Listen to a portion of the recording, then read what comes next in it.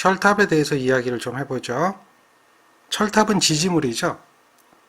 전선을 지지하는 거예요. 전선을 가선하기 위해서 가공전선로로 운용할 때, 그러니까 전선로가 땅속으로 묻는 지중전선로가 있고 가공전선로가 있는데, 가공으로 할 때의 대표적인 지지물이죠. 특히나 이제 송전 쪽에서 이야기를 하는 겁니다. 철탑을 나누면 지금처럼 표준형 철탑과 특수형 철탑으로 나눌 수가 있고요. 이 표준 철탑에는 직선, 각도, 인류, 내장 이렇게 구분이 되어 있죠. 철탑은 이렇게 이제 종류가 구분이 되고 있어요. 보통 직선 철탑을 갖다 우리는 뭐라고 부르냐면 A 철탑이라고 그래요. A형 철탑이라고 그래요. 근데 이제 직선이니까 얘는 각도가 3도, 수평 각도 3도. 그러니까 이게 무슨 얘기냐면 각도가 이렇게 돼 있을 때 꺾어지는 부분이 있죠. 이 꺾어지는 부분이 여기가 지지물이 여기 있다라고 보면 여기가 3도 이내, 3도 이내가 되면 A형 철탑이라고 그래요. 그런데 이 직선 철탑에도 각도가 조금 더 벌어져서 11.5도, 11.5도가 되면 이거는 A형 철탑이 아니라 F형 철탑이라고 그래요. F형. F형 철탑이라고 그래요. 그렇게 이야기를 해요. 근데 이것도 이제 154 철탑의 이하에서 주로 이제 얘기하는 거예요. 그 다음에 또 SF형 철탑이라고 하는 게 있어요. SF형 철탑. 근데 이제 F형 철탑은 내장 겸용이고요. 현수회자 내장 겸용이고 SF형 철탑은 현수회자용이에요. 그러니까 우리가 이제 A형 철탑이다라고 하는 것이 직선 철탑이다 이렇게 기억하시면 돼요. 그 다음에 각도도 경각도 철탑이 있고 다음 중각도 철탑이 있어요. 여기 지금 각도 철탑이라고 하는데 보통 이제 경각도 철탑을 B, 중각도 철탑을 C 이렇게 얘기해요. B형 철탑은 20도, 20도. 다음에 C형 철탑은 30도, 30도. 다음에 D형 철탑이라고 하는 게 있어요. D형 철탑. D형 철탑은 60도까지 가능해요. 60도까지. 그렇게 이제 각도가 꺾어지는 거에 대해서 이야기를 하는 거예요. A, B, C, D, D까지가 있는데 D는 특별히 이제 억류 개소에 사용하는 억류 철탑이라고 얘기하고요. 여기는 표현이 안 되어 있지만 A, B, C, D까지가 각도 철탑으로 보죠. 중각도 철탑이고요. 그 다음에 E형 철탑이라고 하는 게 있어요. E형 철탑은 요건 이제 내장형이에요. 여기가 내장. E형 철탑, E철탑이라고 하는 게 무슨 철탑이다? 내장형. 경관차가 큰 곳에 쓰는데 내장형이에요. 근데 얘는 역시 수평 각도가 3도 이내가 되는 철탑이에요. 그렇게 이제 기억을 하시면 돼요. A, B, C, D, E가 되어 있죠.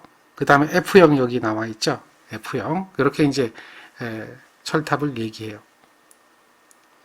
그래서 이 철탑이 뭐냐 이렇게 물어보기도 하죠. 그러니까 인류형 철탑이라고 하는 것은 인류하는 것, 인류한다는 얘기는 이제 그 끝단이라고 하는 거예요. 끝단, 말단.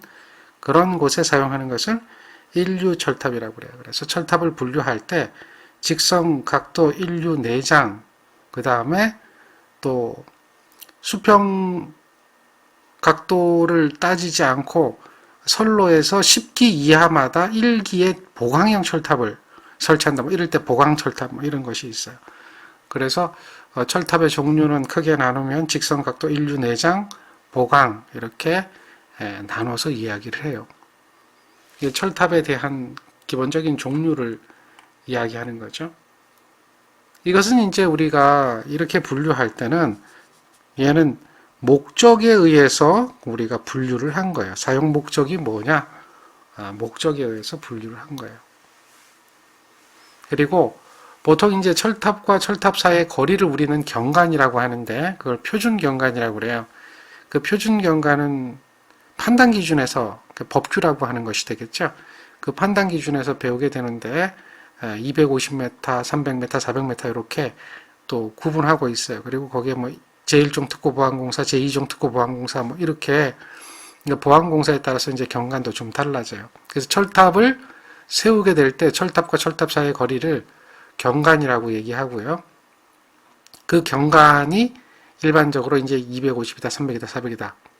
그것은 나중에 판단 기준에서 여러분들이 배우게 됩니다. 무슨 얘기인지 아시겠죠? 자, 그리고 이제 그 특수형 철탑이 있다. 특수형 철탑이 있다. 이거는 이제 뭐 강을 건넌다든지, 뭐 골짜기를 넘는다든지, 뭐 이럴 때 또 사용하는 철탑이 되겠죠. 그 연가할 때 쓰는 철탑이 이제 연가형 철탑. 연가. 전 연가라고 하는 것이 이제 뭐냐? 뭐 이렇게 얘기할 텐데, 그 연가라고 하는 것은 그 선로정수를 배워야 돼요. 이제 조금 이따 배워야 되는데, 그 선로정수를 배우면 그 선로정수가 선로마다 그 R상, S상, T상, 3상이 있다면 그게 다 틀리거든요. 그 각각의 RLCG 값을 평형되게 하는 것을 연가라고 하는데, 그럴 때 사용하는 철탑, 이런 것이 이제 특수형 철탑이 되겠죠. 연가 철탑이라든지 여러 가지 특수형 철탑으로 나눠질 수가 있습니다.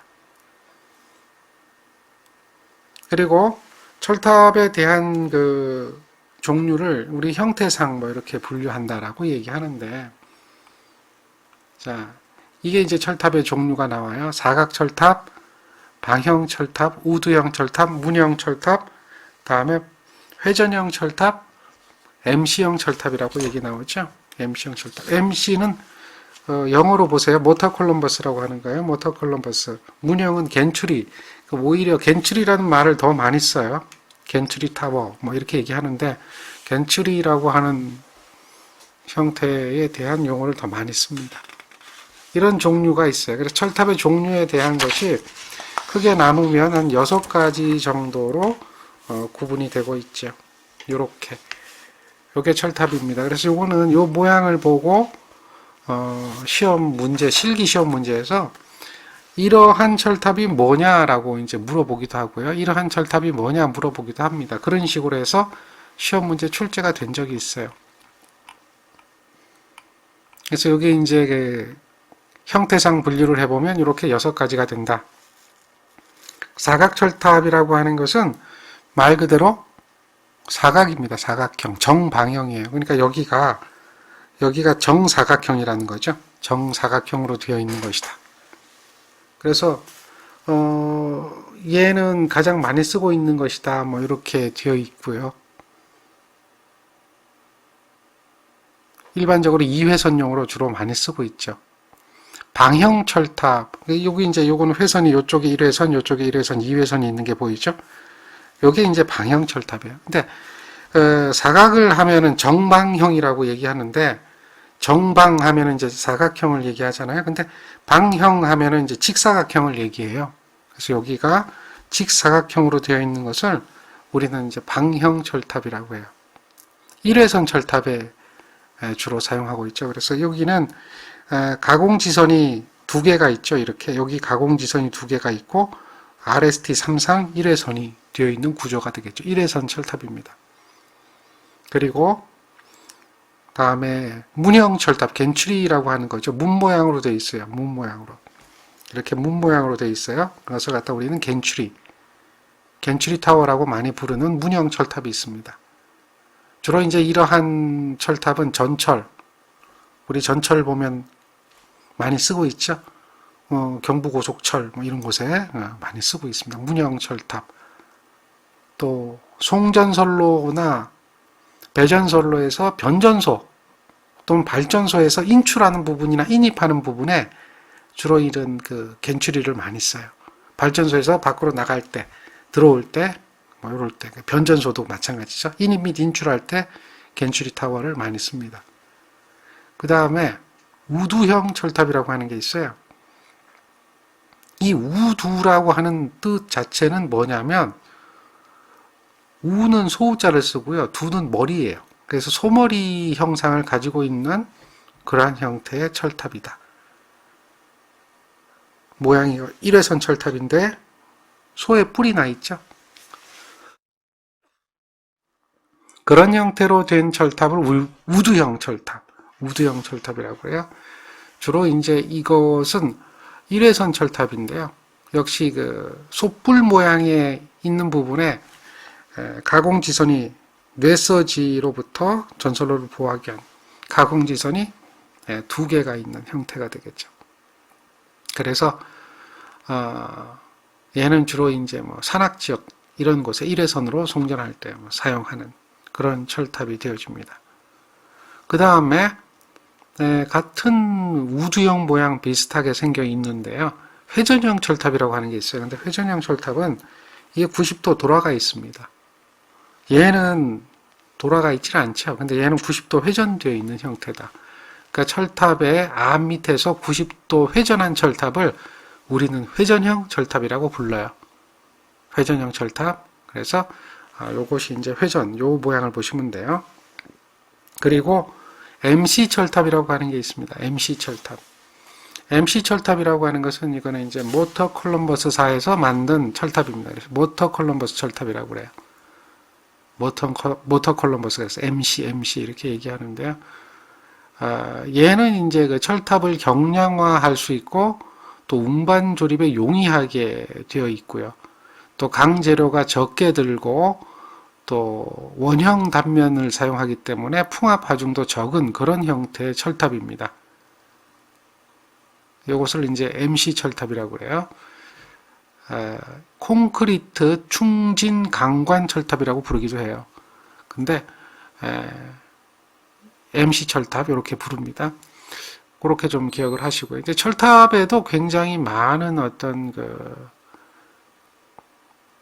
내용들이 있어요. 근데 이제 우리가 시험 문제 나오는 것들은 이렇게 그 기사 수준이 여러분한테 뭔가 복잡한 걸 물어보진 않아요. 그러니까 간단한 걸 묻기 때문에 철탑의 종류라든지 뭐 명칭이라든지 이런 것들을 외우고 있느냐 뭐 이것을 묻죠. 실기 시험 문제도 나왔던 내용 중에 하나입니다. 그래서 필기에서는 철탑에 대해서 이야기한 게 별로 없어요. 별로 없고 뭐 거의 문제가 나왔다면 뭐 이런 정도. 전선로의 지짐을 양쪽의 경관에 차가 큰 곳에 쓰며 이 철탑이라고 하는 아까 제가 이제 A, B, C, D, E, F에 대한 이야기 해드렸죠. 그 이 철탑이라고 하는 철탑이 뭐냐라고 물어봤단 말이죠. 그래서 이 철탑은 내장 철탑이다. 이렇게 기억하는 거죠. 그 정도 문제지 특별하게 나온 게 없습니다. 아시겠죠? 이해되겠습니까?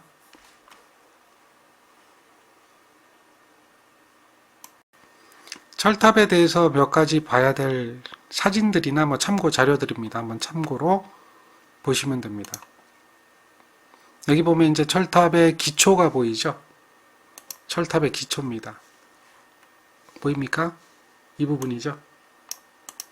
이걸 이제 그 T가 역으로 T자가 되어 있죠. 그래서 이걸 역T형 기초 형상이라고 그러는데 철탑을 이와 같은 모양으로 땅을 파는 거예요. 그걸 갖다 우리는 뭐라고 얘기하냐면 휴지가 터파기라고 그래요. 그러니까 땅을 파는 양을 구하고 그걸 되메우는 양을 구하고 하는 것은 나중에 이제 공사기사에서 여러분들이 하게 될 이야기입니다. 실기에서 나오는 거고요. 요게 이제 기초를 시공하는 어떤 그 사진이라고 보시면 돼요. 이 철탑입니다. 그래서 주로 이제 요 부분이 뭐로 되어 있느냐면 콘크리트로 지금 콘크리트 거푸집 만들고 콘크리트 채워주는 거죠. 콘크리트로 타설되어 있다라고 보시면 돼요. 이해하시겠죠? 그 철탑에 대한 기초 사진을 좀 보여드리는 거예요. 그 기초는 종류가 많아요. 종류가 많은데 다 외울 필요는 없어요. 뭐 직접 기초, 말뚝 기초, 파일 기초 뭐 이렇게 돼 있죠. 역티형 기초, 강관 말뚝 기초 뭐 이렇게 쭉 있습니다. 접지를 하게 됩니다. 그랬을 때 이제 접지 저항을 측정하는 방법이죠. 그리고 이제 접지 저항을 측정할 때 이와 같이 측정한다. 요게 지금 이라고 되어 있는 게 철탑의 탑각이라고 하는 거예요. 탑각에서 이런 방사형 모양으로 해서 대각선 방향이죠. 그렇게 측정한다. 근데 왜 그러냐면 나중에 이제 철탑의 접지 저항 값이 나오지 않을 때 그 매설지선이라고 하는 걸 포설해서 접지 저항을 떨어뜨리거든요. 그러니까 그 방향하고도 같아요.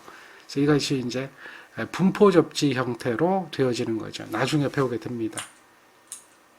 지금 요거는 이제 철탑에 대해서 계속 시공할 때 콘크리트로 하고 조립을 하는 관계고요. 접지하는 부분이고요. 요게 이제 분포 접지하고 집중 접지에 대한 이야기인데, 요러한 형태로 접지를 하게 돼요. 근데 이게 이제 매설지선에 대한 포설 방향을 얘기하는 겁니다. 여기서 철탑의 탑각이 있죠. 탑각으로부터 집중 접지를 할 때는 이제 그 10m 떨어진 지점에서 이렇게 분포 접지하는 방향이 직각 방향으로 설치한다. 뭐 이런 거죠. 이게 나중에 실기 때 좀 배우시면 되고요. 다 이런 것들이 실기 시험에 나온다는 겁니다. 이 철탑을 갖다 접지를 이렇게 하는 거죠. 지금처럼 이렇게 접지를 하는 겁니다. 그냥 참고용으로 보세요. 여러분들한테 뭐 이게 공부하라고 보여드리는 건 아니에요. 아, 이렇게 철탑이 돼. 그냥 철탑이다. 이것만 얘기하지 말고 뭔가 자료가 볼 게 있으면 한번 봐보자는 거죠. 그래서 요게 이제 철탑에 대해서 기초를 세우고 보조 접지를 설치하고 철탑 접지저항 값을 측정하는 장면이죠. 철탑 시공하는 방법에서 헬기 공법이라고 하는 게 있는데요. 이걸 이미 조립을 하고 헬기로 들어다가 날라서 조립하는 거죠. 뭐 이런 것을 많이 씁니다. 지금 보시는 그림은 사진은 이제 심형 기초에 대한 이야기입니다. 그래서 그 철탑의 기초가 여러 가지가 있어요. 역티형 기초, 심형 기초, 뭐 파일 기초, 뭐 이런 그 기초에 따라서 또 시공 공법들이 여러 가지가 다르고요. 철탑을 작업할 때는 제일 처음에 작업하는 것이 땅을 팝니다. 그걸 굴착이라고 그래요. 굴착이라고 하고, 그 다음에 이 이제 주주재, 주각재 하는 철탑의 그 주 재료가 있어요. 그걸 갖다가 각입을 하게 되죠. 그걸 집어넣는 걸 각입이라고 하고요. 각입한 다음에 거기에다가 콘크리트로 양생을 해줍니다. 그래서 콘크리트 타설을 하게 되죠. 콘크리트 타설을 하고 나서 그 다음에 이제 철탑을 조립을 하게 돼요. 조립을 하게 되고 그 다음 전선을 가선하죠. 전선을 가선하는 작업은 뭐 연선 작업, 긴선 작업 두 가지로 나눠지는 거고요. 그러니까 여기서 연선 작업이라고 하는 건 전선로에 전선을 걸어주는 작업이고, 긴선 작업은 이제 이도 조정하는 작업을 긴선 작업이라고 그러죠. 그러한 작업을 해주게 됩니다. 지금은 이 사진은 이제 그 굴착하고 각입하고 그 다음에 콘크리트 타설하는 그런 부분에 대한 사진입니다. 그래서 콘크리트 타설 후에 조립 단계가 이루어지게 되겠죠. 그것도 실기시험 문제 나옵니다. 한 번 정도 이렇게 보고 가는 것이 훨씬 더 도움이 될 겁니다. 그래서 한번 보여드리는 사진들이었습니다. 여기까지가 전선로에 대한 어떤 기본적인 기초 사항들이 됩니다. 관련된 문제를 한번 살펴보면요. 자, 여기 보세요. 전선에 대한 이야기가 나오네요. 전선인데 ACSR입니다. ACSR의 명칭은 강심 알루미늄 연선이라고 합니다. 자, 근데 이제 이 알루미늄 선의 특징이 도전율이 경동선에 비해서 61% 정도, 그러니까 도전율이 작습니다. 대신에 가볍죠. 가볍고 또한 직경을 크게 할 수가 있습니다. 직경을 크게 할 수가 있어요. 그래서 직경이 크다는 이점이 굉장히 중요한 이점으로 작용합니다. 나중에 이제 선로 정수 코로나 부분 다음 2장에서 배울 얘기인데, 바로 그 코로나에 대한 억제 능력이 전선의 직경과 관련이 있습니다. 그래서 이렇게 알루미늄 전선을 많이 쓰게 되거든요. 근데 알루미늄 선 자체는 인장 하중이 작기 때문에 가운데 강을 보강해서 쓰고 있다. 그래서 강심이고 다음 주변이 알루미늄으로 된 연선이다. 이것은 이제 주로 바깥 지름은 크고 중량이 가벼운 것이 특징이라는 거죠. 그 다음 전선의 구비 조건으로서 틀린 것은 이렇게 물어봤습니다. 전선이 갖춰야 될 조건이에요. 도전율은 당연히 높아야 되죠. 전류를 잘 흘릴 수 있어야 되고요. 기계적 강도 커야 되고 전압 강화가 적어야 됩니다. 전선에서 전력 손실이 생기면 안 되겠죠. 허용 전류가 적으면 안 되죠. 허용 전류는 커야 됩니다. 다음 이 표피 효과라고 하는 건 뭐냐라고 했죠. 이렇게 단선이 있으면 얘가 전선입니다. 그럼 전류가 흐르는데 이 전류가 이 도체, 전선의 도체 표면에, 도체 골고루 분포해서 흐르는 게 아니라 도체 표면에 집중해서 흐르게 된다. 골고루 분포해서 흐르는 게 아니에요. 그러니까 도체 표면에 어느 부분까지 집중해서만 흐른다는 거죠. 그래서 요거를 갖다 이제 우리는 뭐라고 얘기하냐면 표피효과 침투 깊이라 그래요. 이건 어디서 배우느냐? 자기학에서 배워요. 그럼 가운데 부분은 이 부분은 필요가 없어지죠. 전류를 흘릴 수 있는 능력이 없어요. 거의 안 흘러요. 즉, 이 이야기를 뭐라고 하냐면 표피효과란 전류 밀도가 도체 중심으로 갈수록 표면에서 중심으로 갈수록 전류 밀도가 낮아지는, 그러니까 전류가 잘 흐르지 않는, 전류 밀도가 낮아지는 현상을 우리는 표피 효과라고 합니다. 근데 그 침투 깊이가 깊으면 깊을수록 이 침투 깊이가 이렇게 깊게 들어오면 깊게 들어올수록 표피 효과가 없다라고 얘기해요. 이게 얇으면 얇을수록, 그러니까 이 침투 깊이가 얇게 형성돼서 이 표면에만 전류가 흐르면 표피 효과가 크다 그래요. 근데 이러한 표피 효과는 전압이 높거나 주파수가 높거나 전선이 굵으면 굵을수록 그 효과가 크게 나타나죠. 그거는 어디서 배우느냐? 자기학에서 배운다는 얘기죠. 그 얘기를 기억하라는 얘기입니다. 근데 지금 뭐 침투 깊이를 다 이야기할 수는 없고, 여러분들 여기서 기억해야 될 것은 전선이 굵으면 주파수가 높으면 표피 효과가 크게 나타나는구나, 이 정도만 기억하시면 되겠죠. 정리되겠죠? 뭐 그 정도만 기억하세요. 다음에 요거는 이제 수직 배진선로에서 옵셋을 준다. 옵셋이라고 하는 거를 이야기했죠. 기억나시죠? 옵셋은 이제 철탑이 이렇게 있으면 이렇게, 그러면은 여기 사이와 여기 사이에 간격이 있다고 그랬죠. 이 상과 상 사이의 간격, 여기 간격, 상간 간격이라고 하는데 그것을 옵셋이라고 하죠. 그 상부 전선이 있고 그 밑에 하부 전선이 있을 때 어떤 원인에 의해서 전선의 장력이 갑자기 떨어졌다가 반동이 되어서 도약하게 되면 상부 전선과 접촉할 우려가 있을 때 우리는 옵셋을 둔다 라고 하는 걸 기억할 겁니다. 그래서 그것은 바로 상과 상에 대한 쇼트, 단락이 일어나는 것을 방지하기 위해서 그런 거죠. 상간 단락 방지입니다. 상간 단락 방지. 그런 용도로 쓰는 겁니다. 난조 방지, 이거는 전기 기기에서 배우는 얘기입니다. 철탑의 중량 감소, 유도 장애 감소, 뭐 이런 거하고는 좀 거리가 멀죠. 자, 설명드렸던 것들이 관행도 문제로 출제되어져 나오니까요. 그대로 좀 보시면 되겠습니다. 자, 여기 있는 것은 이제 그 켈빈의 법칙에 대한 이야기죠. 켈빈의 법칙이라고 하는 것은 가장 경제적인 전선의 굵기를 결정할 때 쓰는 법칙이다라고 하는 거죠.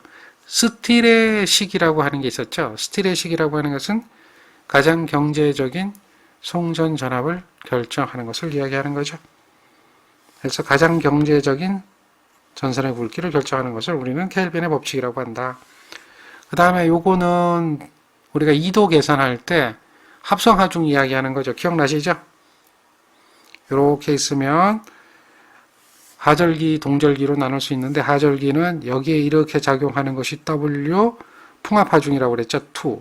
그 다음에 전선의 자체 무게인 W1이 있다면 그거에 대한 합성하중이라고 하는 것은 이렇게 해서 벡터적으로 계산한다고 그랬죠. W라고 하는데 직각이니까 피타고라스 정리를 이용하는 거죠. 그러니까 루트가 들어갈 수밖에 없다는 거예요. 피타고라스 정리만 알면 되죠. 겨울철이 되면 빙설이 부착되면 빙설 하중도 포함하면 되겠죠. 자, 20번 문제 볼까요? 고저차가 없는 가공전선로에서 2도 및 전선의 중량을 일정하게 하고 경관을 2배로 했을 때에 대한 전선의 수평 장력은 몇 배가 되는가? 2도에 대한 식을 기억하시면 돼요. 2도 D는 8T분의 WS 자승이죠. 요거는 그 공식 자체를 기억하는 거죠. 이걸 유도해 가지고 문제 푸는 사람은 한 사람도 없다고 그랬어요. 2도를 생각하면은 그 다음에 경간 S, 그 전선의 실제 길이는 경간 S 플러스 3S분의 8D 제곱이라고 하는 것이 전선의 길이가 되는 거죠. L. 요거까지도 기억을 하고 있어야 돼요. 자, 그런데 지금 여기서 보니까 경간을 2배로 했을 때 장력이 몇 배로 되느냐? 2도를 일정하게 하고, 그러니까 D가 일정된 거죠. 요 식에서 D가 일정하게 하면 8T 장력에다가 WS 제곱이라면 여기서 T하고 S는 어떤 관계가 있어요? T하고 S는 어떤 관계가 있어요? T를 구하면 되죠? T를 구하면 T가 이항되면은 T는 당연히 뭐에 비례해요? S 제곱에 비례한다. 이러한 관계를 여러분들이 찾아내야 돼요. 장력은 경간의 제곱에 비례한다라고 하는 식을 알아내야 돼요. 근데 여러분들이 흔히들 잘 못하는 분들이 이야기하는 게 요렇게 보니까 반비례다 이렇게 생각하는 분들이 계세요. 그건 아니에요. T에 대해서 식을 정리해 보세요. 예를 들면 T를 구하면 어떻게 돼요? 구하고 하는 게 8D분의 WS 자승이잖아요. 그럼 얘가 일정하게 되면 당연히 T는 S의 제곱에 비례하는 거죠. 그렇게 놓고 하는 거예요. 그래서 S를 2배로 하면 2배가 됐으니까 이거는 몇 배가 되겠어요? 제곱에 비례하니까 4배가 되겠죠.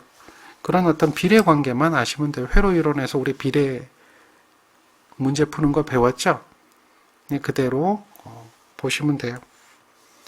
자, 그 다음 문제를 볼까요? 가공전선로에서 전선의 단위 길이당 중량과 경간이 일정할 때 2도는 어떻게 되는가? 2도는 장력이 어떻게 되는가 물어보고 있어요. 2도 D는 장력이 어떻게 되죠? 이렇게 보면 반비례하고 있죠?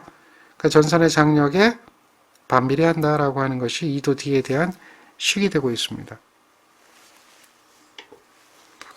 이렇게 이제 우리는 문제들이 그 기사 수준의 문제는 어려운 문제들이 나오는 게 아니에요.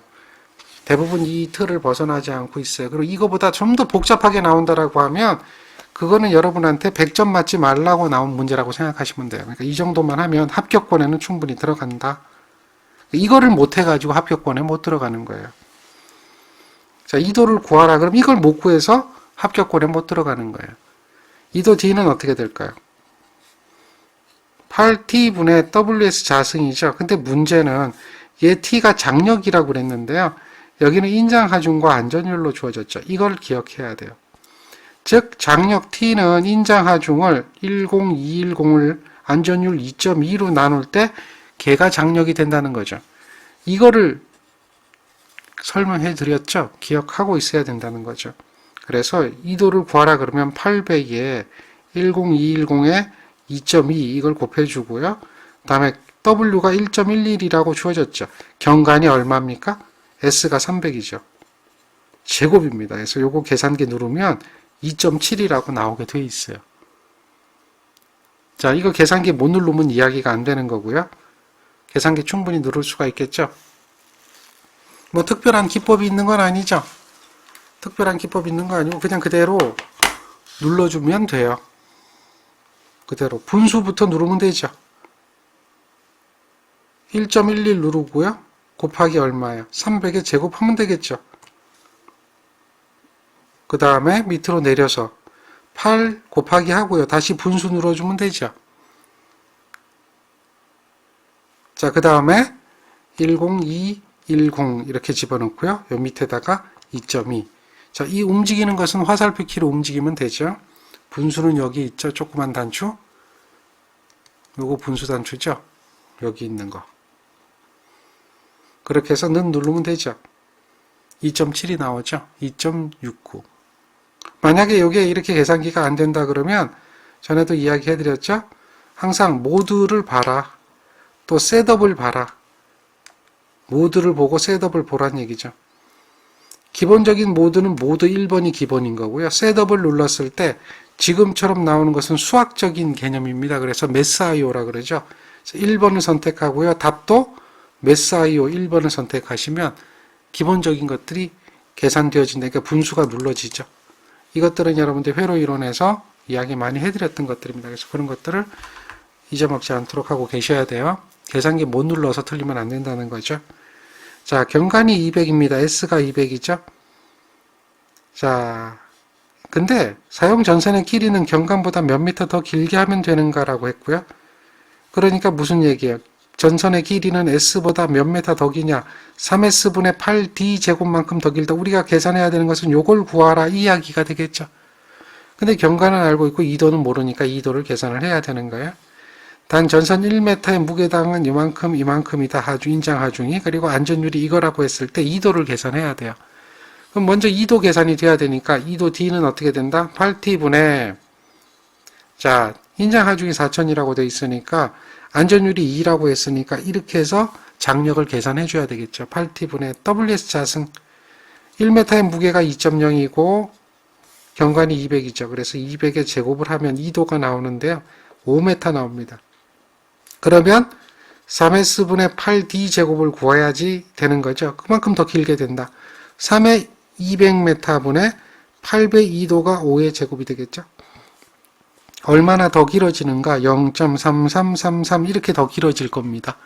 즉 다시 말해서 3분의 1만큼 1m만큼 전선이 더 소요되는구나. 이렇게 33.33cm만큼 더 소요되는구나. 이런 식으로 계산이 가능해지겠죠. 자, 요거는 전선의 단면적이 주어지고요. 경관이 주어졌습니다. 높이가 같은 철탑 사이에 가설했는데요. 2도가 7.4였습니다. 전선의 2도가. 근데 전선의 실제 길이는 몇 메타일까요? 이렇게 물어봤어요. 실제 길이 어떻게 되죠? 요 식으로 계산하는 거죠. 계산 문제야 해봐야 뭐 이런 정도밖에 없어요. 이 정도 우리가 이해하고 계산하시면 되죠. 경관이 얼마입니까? 300이 되겠죠. 그리고 3배 300. 그 다음에 자 8배 2도가 얼마야? 7.4의 제곱. 눌러보니까 300.487m가 되죠. 그래서 답을 찾아보면 얘가 되겠네요. 어때요? 어렵지 않죠? 자, 이 정도는 뭐 여러분들이 굉장히 쉽게 접근하면서 문제를 풀 수 있을 것 같아요. 다음 문제 볼까요? 1m 하중 주어지고요. 경관 주어졌죠. 2도, dB라고 하는 게 2도예요. 장력을 구하래요. 장력. 그러면 식을 보세요. 2도 D는 8T분의 WS 자승이죠. 장력이잖아요. 그래가지고 바꿔주면 돼요. T는 8D분의 WS 자승이에요. 8에다가 2도가 dB 0.8이죠. W 하중이 0.37. 경관이 얼마라고 그랬어요? 경관 80m라고 그랬네. 됐습니까? 자, 이렇게 하고 나서 계산기 눌러보니까 얼마 나옵니까? 370kg 나오죠. 계산기 눌러서 답을 하셔야 돼요. 그 다음 거 한번 볼까요? 경관이 주어지고요. 2도가 5m입니다. 그랬는데 이 2도가 5m를 2도를 얼마로? 5.25m로 더 늘린대요. 그 2도를 더 늘린대요. 늘리기 위해서는 전선을 더 밀어 넣어야 되겠죠. 그렇잖아요. 이렇게 지지점이 있으면 이렇게 해서 우리가 2도가 결정이 됐는데 이게 5m였대요. 그런데 전선을 더 밀어 넣어야 이게 밑으로 들어가겠죠. 그러면서 여기 2도가 얼마가 되겠어요? 5.25가 되는 거예요. 그래서 그랬을 때 전선을 얼마나 더 밀어 넣어야 되겠는가 이렇게 묻는 거예요. 근데 전선이 2도가 5일 때 전선의 실제 길이는 이거고 전선의 2도가 이거일 때 실제 길이 이거였다. 그러면 두 개의 차를 구하라는 얘기죠. 이게 문제가 안 주어졌으면 단 이것이 없더라도 우리는 이걸로 계산할 수가 있어요. 이걸로 계산할 수가 있는데 단 주어졌으니까 더 쉽잖아요. 여기에서 이걸 빼주면 되겠죠. 그러니까 230.319에서 230.29 230.29를 빼주면 되겠죠. 그러면 얼마 나오나요? 0.029 메타가 나오는 거죠. 이해되시겠습니까? 그러니까 2.9 cm가 답이 되는 거죠. 그러니까 이미 문제 주어졌기 때문에 그 길이만큼 더 밀어 넣는 길이, 전선의 실제 길이를 빼주면 되는 거니까 그 길이만큼을 구하는 그런 문제가 되겠죠. 자, 우리나라에서 가장 많이 사용하는 현수회자 표준 254mm거든요. 그래서 250mm 표준 현수회자라고 부릅니다. 자, 이런 현수회자에 대해서는 이제 우리가 연효율이라고 하는 것도 기억하고, 애자련 보호를 하기 위해서 아킹혼, 아킹링이라고 하는 거 설치하고, 철탑에서 세 번째 지점에 전압분포가 가장 적게 걸린다. 그래서 가장 많이 걸리는 것은 전선 쪽 애자다. 뭐 이런 것도 기억하죠. 그것들이 이제 문제 물어보는 겁니다. 그래서 아킹혼에 대한 설치 목적이 무엇인가라고 물어봤다면 이것은 뭐 하는 거죠? 애자련을 보호하는 거예요. 애자에 대한 전압분포를 개선하기도 하지만 그 목적이 뭐예요? 애자가 깨지는 거, 애자가 섬락이 일어나는 것을 방지하는 거죠. 애자가 깨지는 것을, 섬락사고에 대한, 여기서 섬락이라고 하는 것은 애자가 빛을 내면서 깨지는 현상, 이것을 섬락이라고 하는 거예요. 그러니까 그것이 일어나는 것을 방지하는 것이 아킹혼, 아킹링에 대한 주 목적이다라고 하는 거죠. 자, 그 다음 문제는 연면섬락이라고 하는 말이 나와요. 연면섬락. 연면섬락이라고 하는 건 뭐냐면 애자를 이렇게 한 줄로 이어단 것을 일연이라 그러죠. 이렇게 됐을 때 여기서 섬락, 이 부분에서 섬락이 일어나는 거. 그러니까 여기 철탑이 있고 전선이 가선돼 있으면 여기서 불꽃이 일어나면서 애자가 깨지는 것을 연면섬락이라고 그래요. 그러니까 이 연면섬락이 일어나려면 여기에 이제 이상전압이 타고 이쪽으로 넘어가 줘야 되겠죠. 그래서 그거하고 관계없는 건 뭐냐 이렇게 물어봐요. 자, 련이라고 하는 이 연이 바로 뭐예요? 1년. 응? 1년 하는 것을 연으로 표현한 겁니다. 그러니까 애자가 오손되어 있다. 그 여기 중간에 애자가 깨진 게 있어요. 그럼 거기서 애자가 깨질 수도 있겠죠. 나중에 노후화되면 거기가 섬락이 발생할 수도 있어요. 그럴 수도 있고, 또 애자 개수가 부족하다. 애자 개수가 부족해요. 그러면 당연히 섬락이 일어나죠. 왜냐하면 견딜 수 있는 그 전압의 값이 줄어들게 되기 때문에. 그 다음에 이 철탑의 접지 저항이라고 얘기가 나와요. 요거는 이제 역섬락이라고 하는 건데요. 이게 무슨 얘기냐면 뇌서지가 일어날 거예요. 나중에 이제 그 이상전압에 대해서 배우게 되는데, 뇌서지가 있으면 이렇게 철탑이 이렇게 설치가 되잖아요. 아까 보니까 우리가 철탑이 뭐 정방형 철탑, 그러니까 방형 철탑, 문형 철탑, 무두형 철탑 했을 때 가장 위에는 이제 가공지선이 설치가 되는 거죠. 그 밑에는 이렇게 이제 이와 같이, 요거는 이제 사각철탑이 되겠죠. 사각철탑에 이렇게 가게 되잖아요. 그때 이제 여기에 설치하는 게, 요게 뭐예요? 가공지선이라고 그래요. 가공지선이라고 하고, 요거는 가공전선이라고 그래요. 그리고 이제 여기 이제 철탑이 이렇게 지중해 각입이 돼 있고 콘크리트 타설돼 있는 그런 거죠. 그러니까 여기는 아까도 우리가 이제 기초를 제가 보여드린 게 뭐냐면 여기 T자 모양으로 돼 있고 이렇게 콘크리트로 이렇게 타설해 놨죠. 여기도 콘크리트로 이렇게 타설해 놔 가지고 얘가 두 군데만 있는 게 아니라 정사각형으로 돼 있었죠. 그러니까 여기가 이렇게 정사각형으로, 그래서 요렇게 돼 있고, 이 부분이죠. 여기가 콘크리트로 타설이 되어 있는 부분이에요. 그런 형태로 되어 있는 거죠. 그러니 여기에 이제 접지를 해요. 접지를 이렇게 해서 이렇게 해가지고 접지를 하잖아요. 접지를 해놨는데 이 접지가 만약에 없다면, 접지가 없다 이거요. 접지가 없다. 그러면 어떻게 되느냐? 뇌서지가, 즉 번개가 친다는 얘기죠. 번개가 빵 때리면 번개가 여기 맞으면 어떻게 돼요? 가공전선에 맞으면 뭐 그거 다 날아가는 거죠. 그러니까 그걸 맞지 못하도록 뇌서지로부터 보호하려면 가공지선을 설치해서, 가공지선이 대부분 다 맞아요. 이렇게 맞으면 얘가 접지가 돼 있거든요. 그러니까 보호가 돼요. 여기도 이제 뭐 접지가 돼 있거든요. 근데 문제는 어느 때 문제가 생기느냐? 확률이 좀 낮은데 여기에 이제 번개가 맞는 거예요. 여기에. 철탑에 꼭대기에 번개가 빵 때리는 거예요. 뇌서지가 맞으면 어떤 현상이 생기냐면 뇌전류가 이 철탑을 통해서 흘러요. 흘러서 대지로 이렇게 접지가 돼 있으면 흘러가야 되는데 이게 만약에 접지가 끊어져 있잖아요. 그러면 여기에 이제 접지 저항 값이 커요. 이걸 갖다 우리는 뭐라고 부르냐면 철탑의 접지 저항이라고 그래요. 요거 철탑의 접지 저항. 이걸 갖다 다른 말로 얘기하면 탑각 접지 저항이라고 그래요. 탑각 접지 저항. 이런 어떤 그 탑각 접지 저항 값이 크면 뭐보다 크냐라고 하면 여기에 이제 애자가 있을 거 아니야, 이와 같이. 그럼 애자에 대한 절연 저항이 있겠죠? 절연 저항.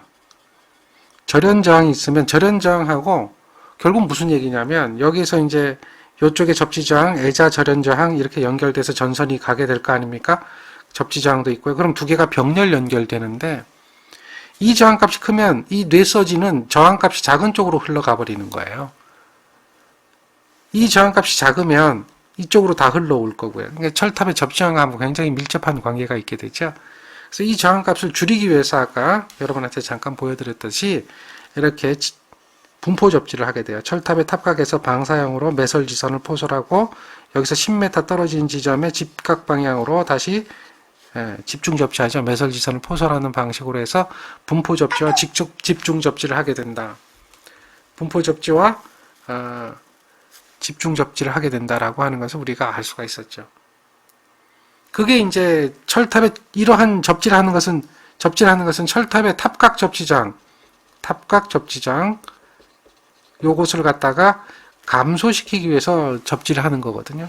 그러니까 이제 얘를 줄여줘야 돼. 그래야 이쪽으로 진행되는 진행파를 제거할 수가 있어요. 줄일 수가 있어요. 그래서 애자가 섬락이 일어나는 것을 막을 수가 있습니다. 그러니까 이게 탑각 접지장 값은 섬락하고 굉장히 밀접한 관계가 있어요. 철탑의 정점인 뇌격 시에 탑각 접지장 값이 커서 뇌서지가 애자 쪽으로 흐름으로써 애자가 섬락을 일으킬 때 특히나 그러한 섬락을 뭐라고 얘기하냐면 역섬락이라고 얘기하거든요. 그러니까 그러한 거하고 밀접한 관련이 있다. 여기서 가공지선이라고 하는 것은 뭐냐? 뇌서지로부터 송전선로를 보호하기 위해서 설치하는 뇌서지를 수리하는 전선이거든요. 그러니까 이거는 보호 목적이 되는 거죠. 그런 거하고도 관련이 있습니다. 자, 그 다음에 송전선로에서 사용되는 애자의 특성이 나빠지는 원인으로 볼 수 없는 것 찾아봐라 그렇게 얘기했어요. 볼 수 없는 것은 애자의 각 부분이 열팽창이 서로 다를 경우, 다음 전선 상호 간의 유도 장애, 누설전류에 의한 편열이라고 하는 것은 한쪽에 열이 발생하는 거죠. 그 다음에 이건 열팽창이 상이하니까 팽창이 심한 부분하고 적은 부분이 있다면 당연히 깨질 수가 있겠죠.